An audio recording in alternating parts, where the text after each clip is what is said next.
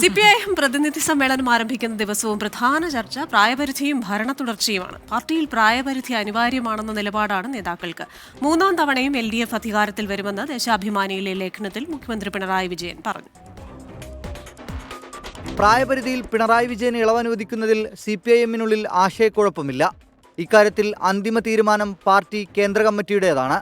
ചില സമയത്ത് ചില നേതാക്കൾക്ക് ഇളവ് നൽകാറുണ്ടെന്ന് പോളിറ്റ് ബ്യൂറോ അംഗം BV രാഘവലു.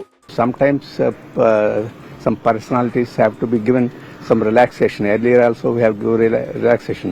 But the Central Committee takes the decision with 3/4 majority. If somebody is to be given some relaxation, Central Committee will take the decision, and it is in our constitution also. Pinarayi വിജയന് ഇളവ് നൽകുന്നതിൽ എതിർസ്വരമില്ല. എങ്കിലും പ്രായപരിധി നടപ്പാക്കണമെന്ന നിലപാടാണ് നേതാക്കൾക്ക്. പൊതുവെ നമ്മൾ തീരുമാനിച്ചിട്ടുള്ളത് 75 വയസ്സെന്നാണ് കേന്ദ്ര കമ്മിറ്റിയുടെ തീരുമാനം.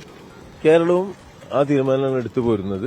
പിന്നെ ഓരോ സംസ്ഥാനത്തിന്റെയും പ്രത്യേകത ഉണ്ടോ. നമ്മൾ 75-ാമത്തെ വയസ്സിൽ പാർട്ടിയുടെ ഒരു പ്രത്യേക കമ്മിറ്റിയിൽ നിന്ന് മാറി എന്നതുകൊണ്ട് അവരുടെ പ്രവർത്തനം അന്ന് തന്നെ രാവിലെ ഒരു സ്വിച്ച് ഇട്ടതുപോലെ ഇല്ലാതാവുന്നില്ല.